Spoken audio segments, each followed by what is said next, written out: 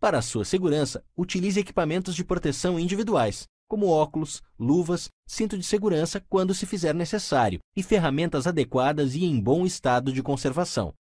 Certifique-se de que haja compatibilidade entre as unidades evaporadora e condensadora, observando os modelos impressos nas etiquetas de identificação das duas unidades. As opções de compatibilidade encontram-se no item Características Técnicas do manual. Confira se a tensão da rede onde os equipamentos serão instalados é compatível com a tensão nominal do equipamento. No Manual de Instalação, Operação e Manutenção, você encontra as principais informações que precisa. Use-o sempre que necessário. Em caso de dúvidas, entre em contato com o apoio técnico da Carrier pelos fones 4003-9666 para capitais e regiões metropolitanas e 0800-886-9666 para as outras cidades.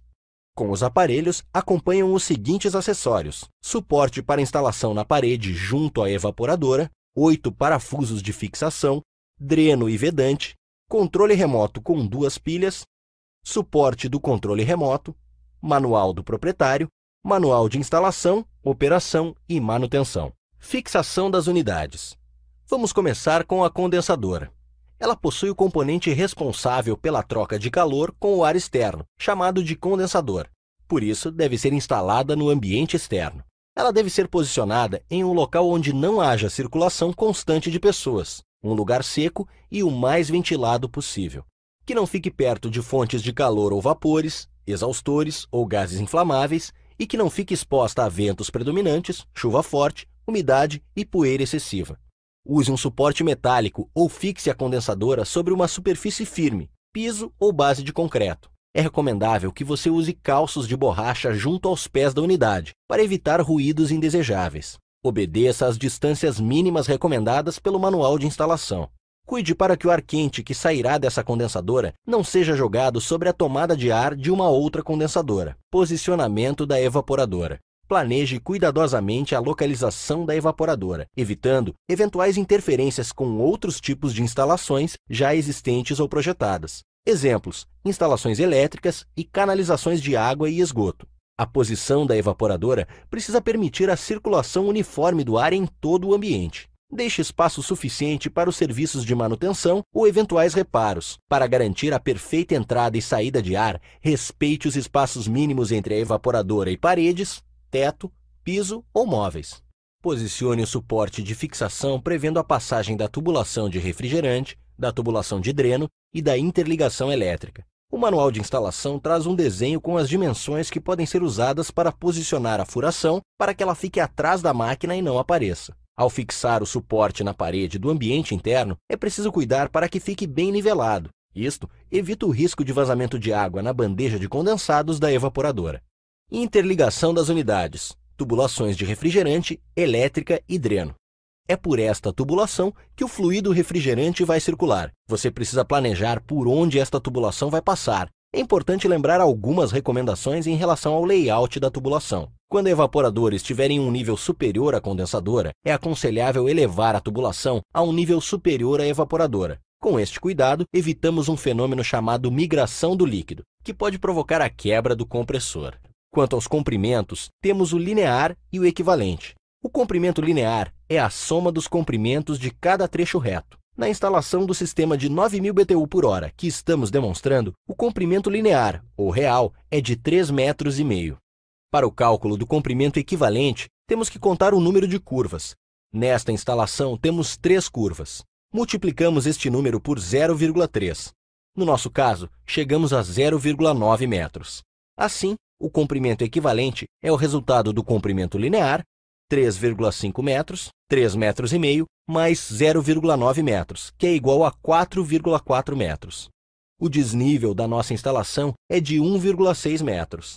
Agora, veja se o comprimento equivalente e o desnível que você calculou estão dentro dos limites permitidos para o equipamento. Esta informação você encontra no manual de instalação. Para o sistema de 9.000 BTU por hora, o comprimento equivalente máximo é de 20 metros. O desnível máximo é de 8 metros. Evite um comprimento menor do que 2 metros. Uma tubulação curta pode apresentar ruído muito forte. Quando for o contrário, ou seja, a condensadora acima da evaporadora, o recomendável é a instalação de um sifão na linha de sucção a cada 3 metros de desnível. Esta medida ajuda o óleo a retornar para o compressor. Para saber o diâmetro das tubulações, consulte o manual de instalação. Esta recomendação deve ser seguida. Caso contrário, a velocidade do refrigerante no interior dos tubos ficará fora dos limites projetados, causando problemas de rendimento e dificuldade de retorno do óleo ao compressor, diminuindo a vida útil do aparelho. Na instalação do nosso sistema 9000 BTU por hora, vamos usar o tubo de 3/8 de polegada na linha de sucção e um tubo de 1/4 de polegada na linha de expansão. É importante salientar que problemas gerados por diâmetros inadequados não são cobertos pela garantia do equipamento. Se você colocar os tubos em um único isolamento térmico, o equipamento perde a capacidade. Portanto, eles devem ser isolados separadamente. Utilize o cortador de tubos e retire as rebarbas. Caso seja preciso usar solda para unir os tubos, utilize o alargador em uma das extremidades. Assim, a união contará com uma boa área de contato, reduzindo o risco de problemas com a solda. Para evitar a oxidação que se forma no interior do tubo durante a soldagem, aplique nitrogênio passante. Veja a diferença entre um tubo soldado com nitrogênio e outro sem nitrogênio. Na condensadora, existem 2 válvulas de serviço. Retire as porcas de latão. Elas serão utilizadas para a conexão dos tubos. Coloque a porca no respectivo tubo e faça o processo de flangeamento.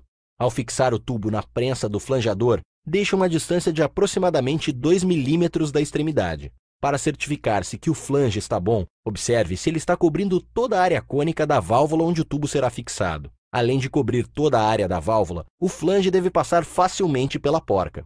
Conecte o tubo na válvula de serviço. Para fixar a porca, use 2 chaves, para dar maior segurança e evitar a movimentação da válvula. Na evaporadora, retire as porcas dos tubos. Posicione os tubos de cobre e a mangueira de dreno de acordo com o lado por onde estes irão passar. Tenha cuidado para não danificar a tubulação durante este movimento. Nas laterais do equipamento, há tampas descartáveis para a passagem dos tubos e a mangueira de dreno. Aqui, em nossa instalação, vamos retirar a lateral esquerda. Para interligar a elétrica das 2 unidades, são necessários 4 fios, um de cada cor, sendo 3 de interligação e 1 para o aterramento. Esta informação consta no diagrama de interligação do manual, assim como as recomendações para a seleção dos cabos. Recomendamos a utilização de terminais para a conexão dos cabos elétricos. Para este tipo de equipamento, é fundamental o aterramento correto das unidades. Conecte os cabos na borneira. Faça os flanges nos tubos de interligação. Verifique se o flange cobre a área das conexões. Lembre-se de usar 2 chaves para a fixação das conexões. Conecte a mangueira de dreno a uma rede para a saída da água condensada na evaporadora. Não esqueça que a drenagem é por gravidade, por isso, cuidado com o nivelamento da evaporadora e evite que a mangueira fique dobrada ou em um nível acima da bandeja da evaporadora. Para trechos longos, é recomendável que a rede de drenos seja feita em tubulação PVC. Na parte interna, você pode usar uma calha para melhorar o visual da instalação. Faça um teste de drenagem, colocando água na bandeja da evaporadora. Verifique se o escoamento é completo. De acordo com o diagrama, conecte os cabos na borneira da condensadora. Utilize terminais elétricos. Revise as cores dos cabos e a sua posição na borneira. Processo de vácuo. O processo de vácuo é de extrema importância para um bom funcionamento do equipamento. Através dele, os gases incondensáveis, como o ar e o nitrogênio, e a umidade, são retirados de dentro da evaporadora e da tubulação.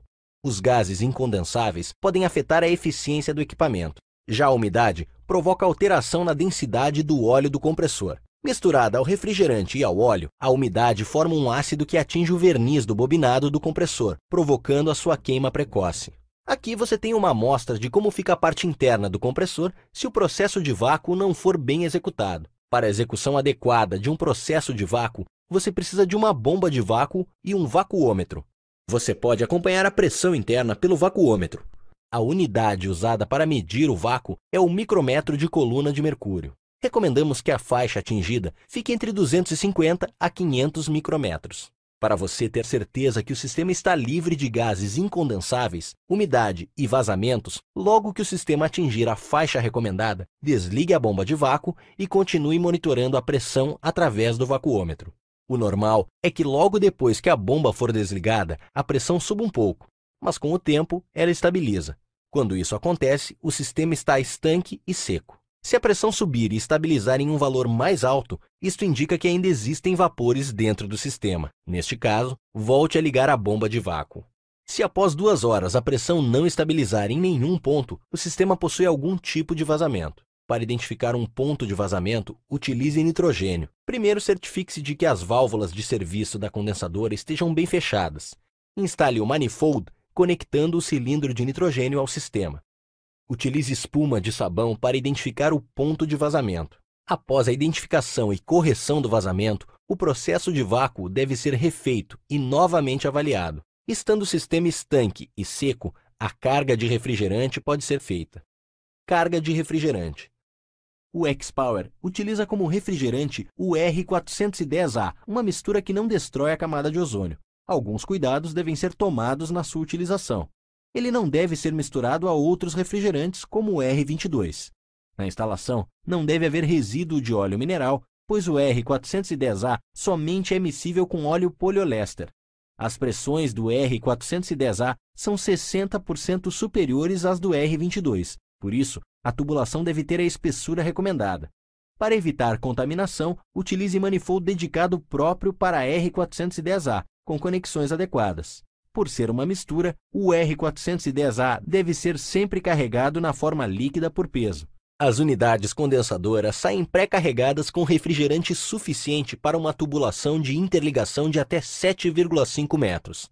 Para definirmos a carga, precisamos saber o comprimento linear ou real. Na nossa instalação, temos um comprimento linear de 3,5 metros, menor do que 7,5 metros. Neste caso, não é necessário fazer uma carga adicional. Basta abrir as válvulas de serviço. O refrigerante levará alguns minutos para estabilizar dentro do sistema. Portanto, só ligue o equipamento após 3 minutos da abertura das válvulas. Nos casos em que o comprimento linear ultrapasse os 7,5 metros, você deve calcular o comprimento excedente. O comprimento excedente é o resultado do comprimento linear menos 7,5 metros. Por exemplo, se você tiver a instalação de um equipamento 9.000 BTU/hora com 10 metros de comprimento linear, então você terá 2,5 metros de comprimento excedente. Veja no manual de instalação a carga adicional. Para saber a quantidade de refrigerante que você precisa adicionar, multiplique o comprimento excedente pelo valor disposto na tabela. Pegando o exemplo que acabamos de ver, multiplique 2,5 metros por 20 gramas por metro, ou seja, você deve adicionar 50 gramas de refrigerante. Vamos aos procedimentos para fazer a carga adicional. Conecte a mangueira de serviço do manifold. Purgue as mangueiras do manifold. Pese o cilindro com a carga. Deixe entrar as 50 gramas de refrigerante. Abra as válvulas de serviço. Aguarde 3 minutos para que a pressão estabilize. O equipamento está pronto para funcionar. Testes de funcionamento. A alimentação elétrica deve estar protegida por um disjuntor com a capacidade indicada no manual de instalação. Nos locais onde a alimentação for de 220 volts entre as fases, o disjuntor deve ser bifásico. É importante que ele esteja devidamente identificado. Para equipamentos com tensão nominal de 220 volts, o mínimo deve ser de 198 volts e o máximo de 242 volts. Se a tensão não estiver dentro destes limites, o equipamento não deve ser ligado. Ao ligar o equipamento, acerte a temperatura desejada. Quando o compressor começar a funcionar, verifique se não há ruído excessivo. Confira o rendimento medindo a temperatura do ar na entrada e saída do equipamento. Faça este teste depois de 20 minutos de funcionamento. A diferença entre estes dois valores deve estar entre 8 e 12 graus Celsius. O cliente deve ser orientado sobre a forma correta de utilizar o equipamento. Explique que o equipamento possui a função autodiagnóstico, que ajuda a identificar eventuais problemas. Recomende ao cliente as principais ações preventivas, como verificação e limpeza do filtro e a revisão periódica feita por uma empresa credenciada. A aplicação de todos os procedimentos que você viu aqui proporcionará ao equipamento seu melhor funcionamento. E assim, o cliente aproveitará ao máximo todos os benefícios da alta tecnologia do X-Power Inverter.